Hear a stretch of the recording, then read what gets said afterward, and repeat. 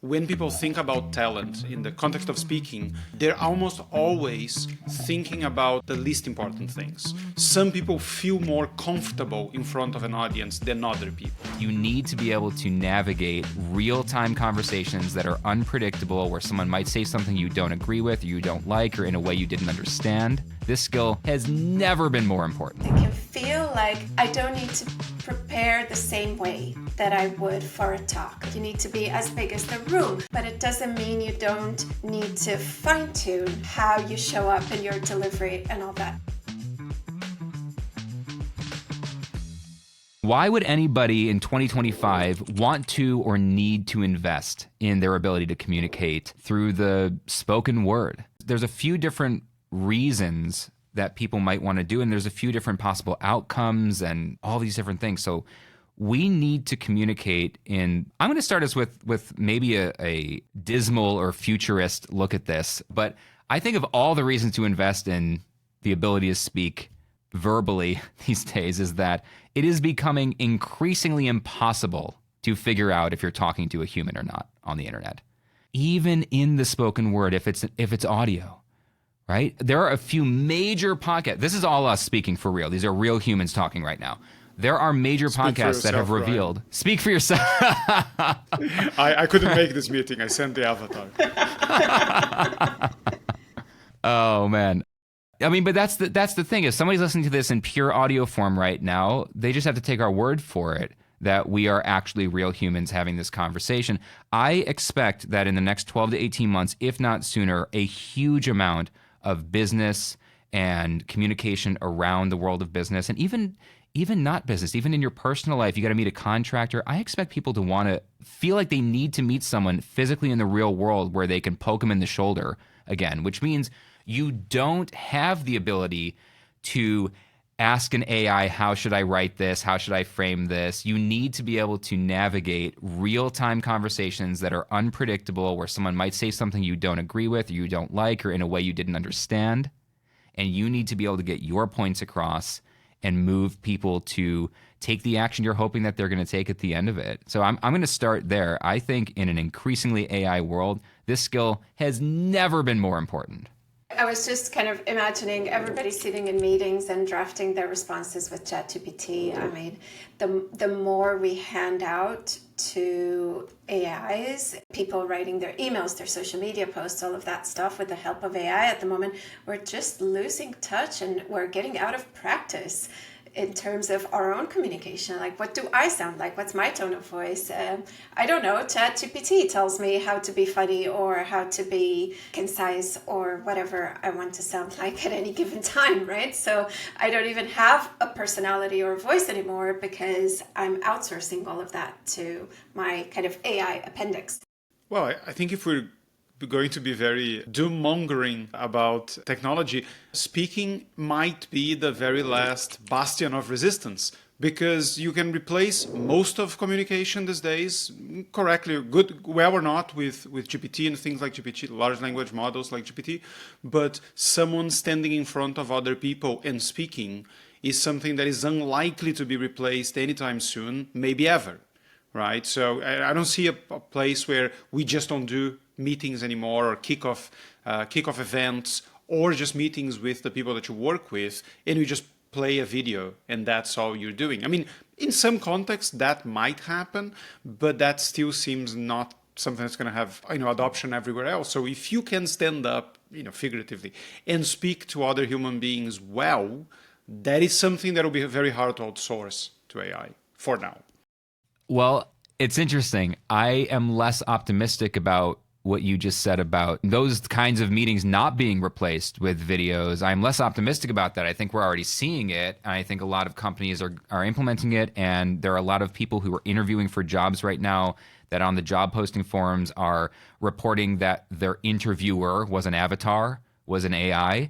And so what I actually think is, I think maybe 80 or 90% of all of that stuff is going that way.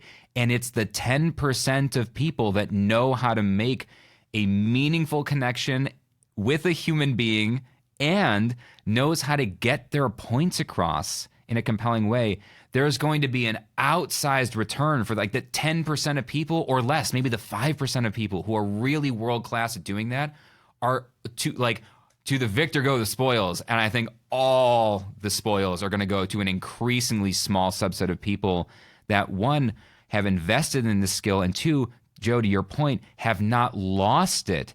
Because there are some times when I'm very excited about AI. There's a lot of wonderful things about it, and I find it very useful as a thought partner and finding out areas of my thinking that I'm missing, gaps in my thinking or studies I wasn't aware of or different angles I haven't considered. I find it very useful. But you have to remember that in order to be able to use an AI as a thought partner, you actually need to be reasonably competent in the thing that you're talking about. You need to know quite a bit about it because you get the answers to the questions you ask. If you don't know what questions to ask, if you don't know how to go, that thing that you just said, AI, I'm not sure I totally agree with that. And what about this context over here? And it goes, well, that's a good point. And now you're working back and forth with it. That's useful. But what happens when we have an entire generation that has never had to do that, that doesn't actually know enough about the content or how to communicate or how to ask an interesting follow-up question? They can't use the AI in the way that those of us who are saying how great it is for that, they won't be able to use it in that way.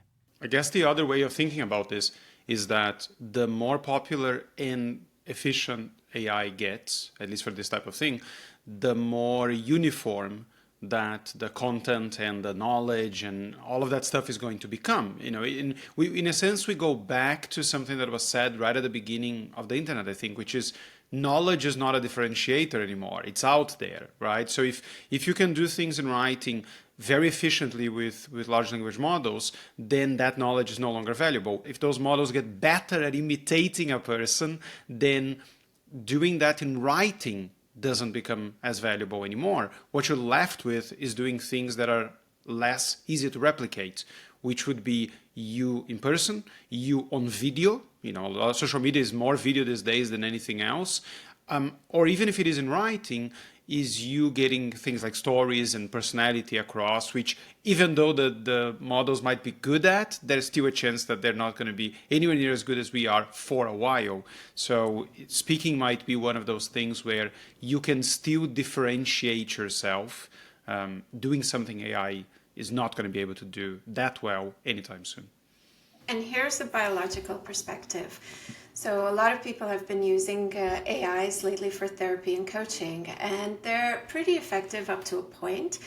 But where I think there's a limit in that, and as well in having a conversation partner, having a romantic partner as an AI, like people have been playing with that already, is that we regulate each other's body budgets, so to speak. So our nervous systems interact and manage. The way that our nervous system manages our body's resources depends on interaction with other nervous systems. And sometimes that's our pets.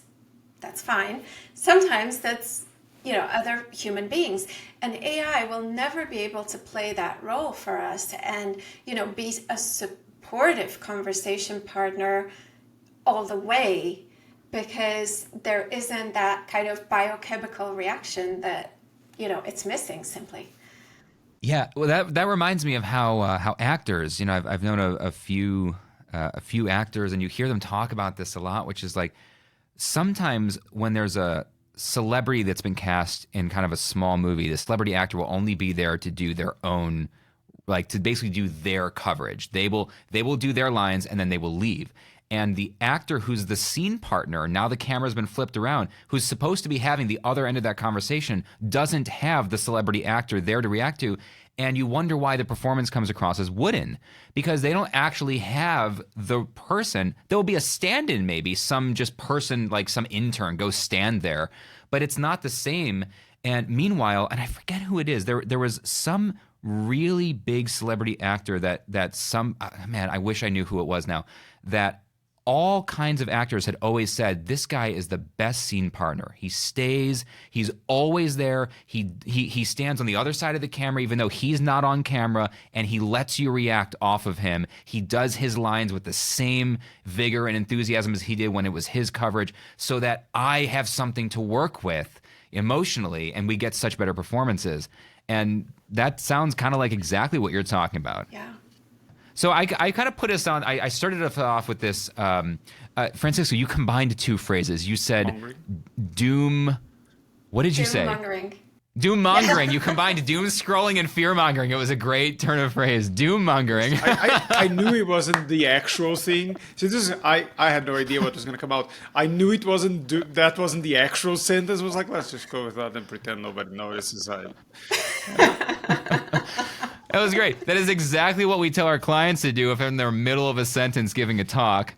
And it's like, if you've totally flubbed it, start over. But if you've just goofed a word, keep going. It's fine. Doom-mongering. We're going to hashtag that. But I think a doom-monger is a thing. I think you are, like, if the newspapers are always talking about, the terrible things in the world. I think I think it does exist. I think that's yours. I think I'm calling my IP attorney right now. I think we're trademarking that at this moment. Who knows, right? No, what I was going to say was that you were talking about, like, why would anyone invest money on speaking skills? Because it's one of the only ways that people with no talent get to feel like rock stars, right?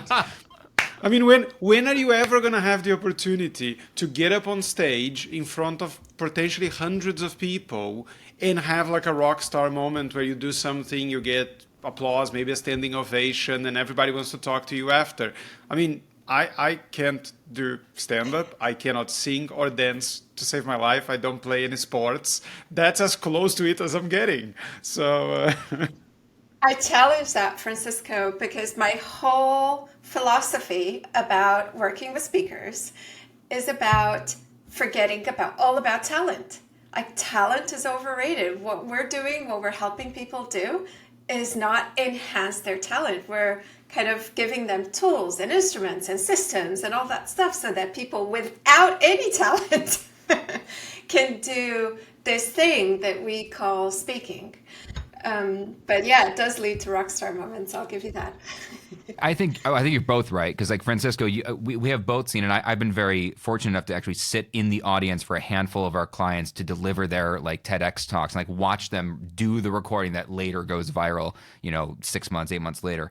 And I have watched very quote unquote ordinary people, like experts who are typically just in an office somewhere doing research, go up there, and they're not smooth professional keynote speakers, but they deliver their message with conviction and with authority, and people swarm them afterwards. I have watched like nerdy scientists have a line out the door of people who can't wait to talk to them, who come up and go, "Oh my gosh, do you have an Instagram? I need to follow you online." It is wild. So I think you're both right. And I would say, though, the word talent is so interesting, because talent. So I was in Oregon a couple weeks ago giving a keynote at a wellness academy, kind of a conference for a company. And there were a bunch of great speakers, and I was the kickoff keynote, and so I was just chilling the rest of the day. And so I went and attended a handful of other sessions, and this one woman had been in her field for 40 years, and she's getting a little bit older and kind of just doing speaking as her like retirement career kind of thing.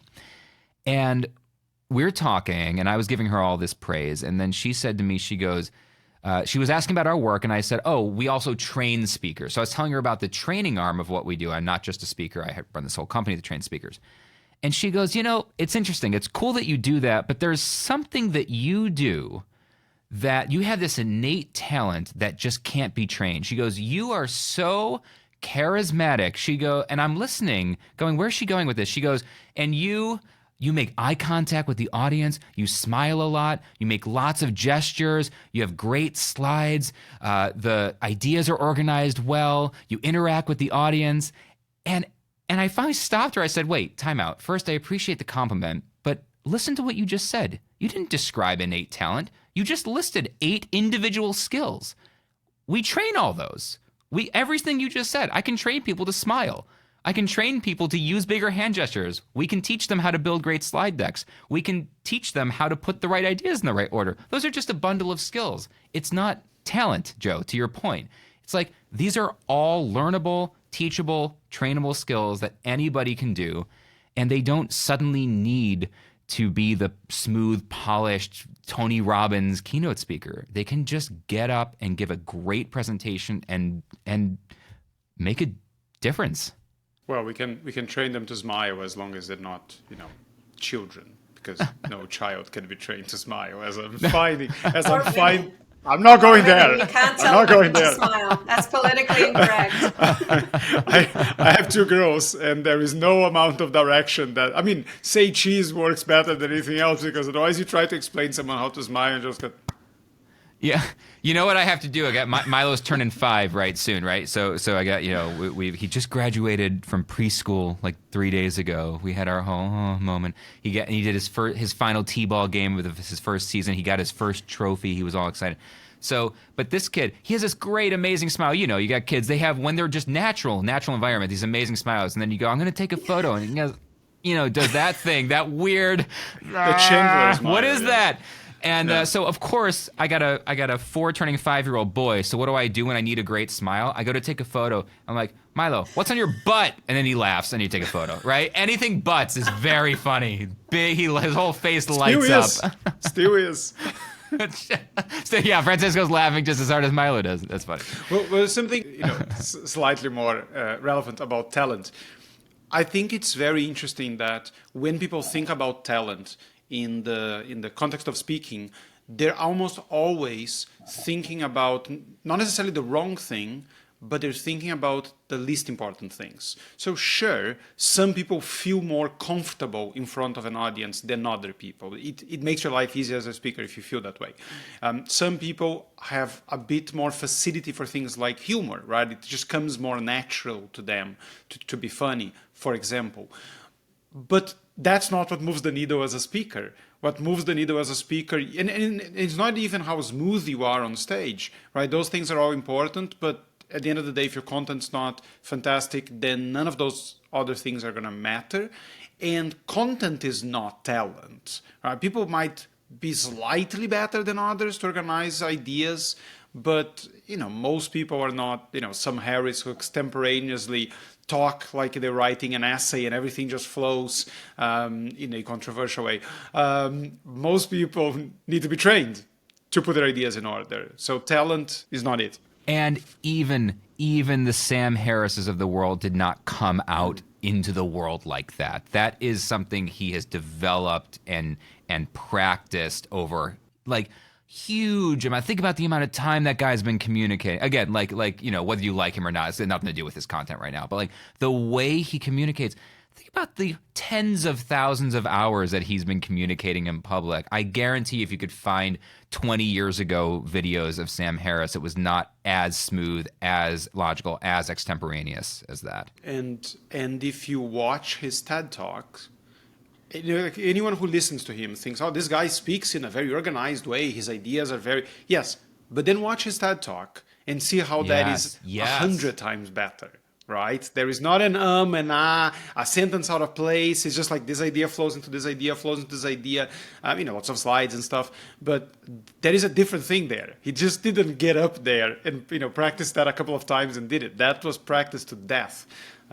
So yes, even people that are like that. So I was just going to say, to kind of round off where we started this conversation, we went on the AI thing, which I kind of kicked us off on, and then we're talking a little bit around talent versus skill here. But maybe Joe, you can talk us through, because Francisco and I mostly work with people in very similar context over and over and over again, kind of very formal presentations, whether it's a 10, 12-minute TED Talk or a keynote, but it's pretty much spotlight, audience, stage. It's very formal. You work with folks much more often they might be formal environments, but also they're a little bit less formal. Less organized. Less organized is maybe the word. It's often a meeting, right?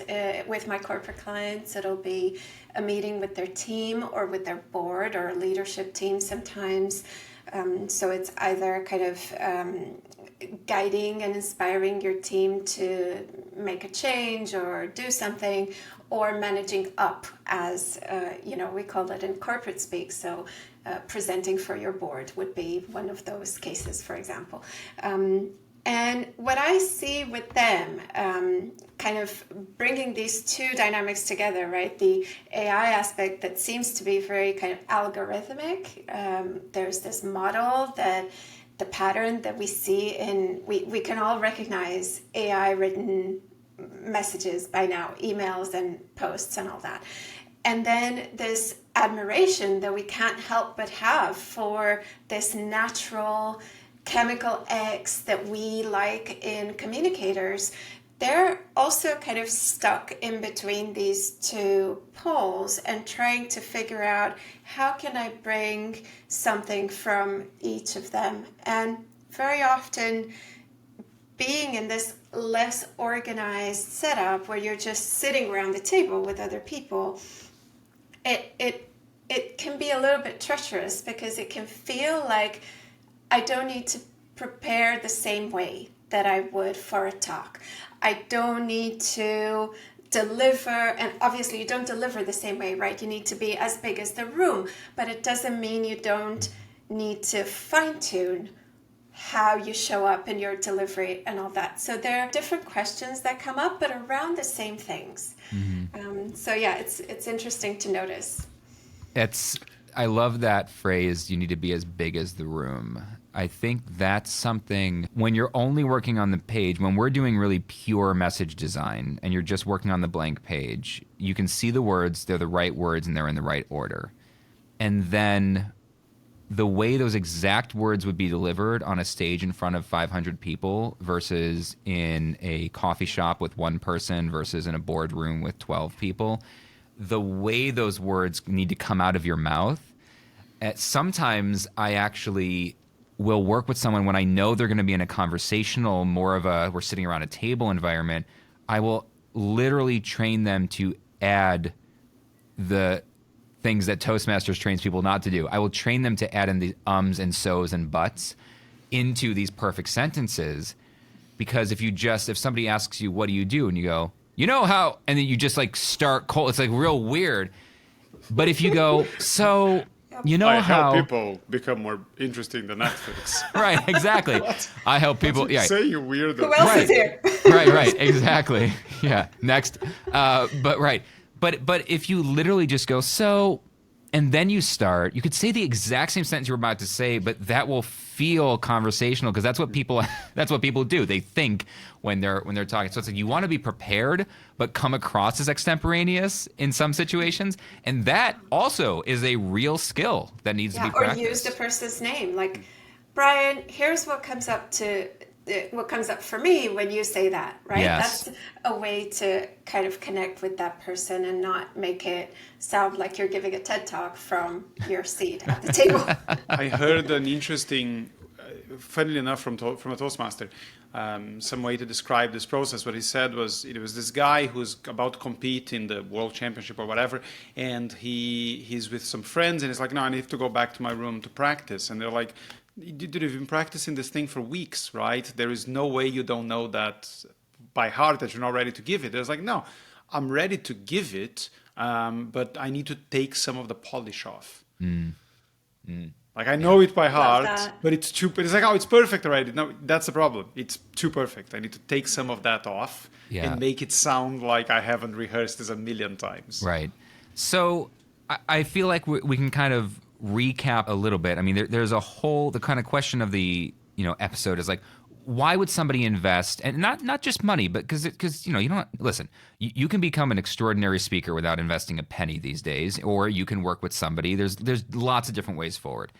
But why would somebody invest money or time or energy in 2025 moving forward?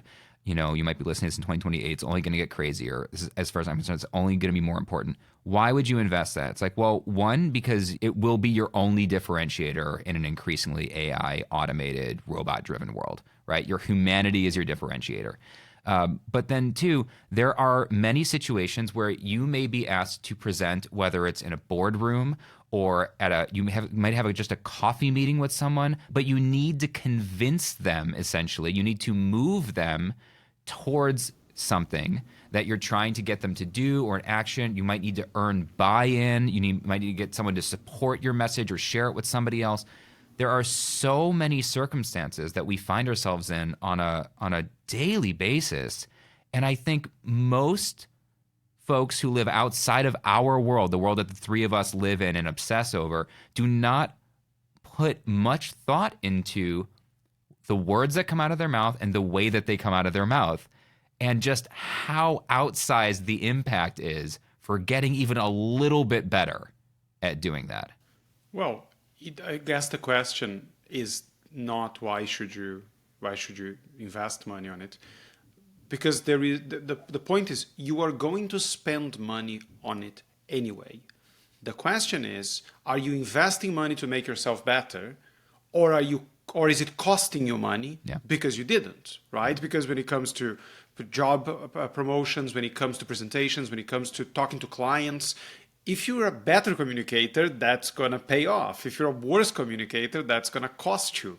So money will be moving one way or the other anyway. The question is, in which direction is it going to be moving? So, it's a fake saving, the one where you don't put it towards some of these things, because it comes out anyway. I'm thinking of something my husband said about photography, where he will meet with clients and they'll often comment on photographs, and people rarely can tell what is good or bad about a photograph if they're not professional, but they can always tell that it is good or bad. And I find that it's so similar to a talk or a meeting or whatever communication situation. Like, people can't very often define what it is that someone is doing well or not so well, but they can always feel it. And, which side of that story do you want to be on? A bit kind of like what you're saying, Francisco. It's going to be moving one way or the other. Which do you choose? Absolutely.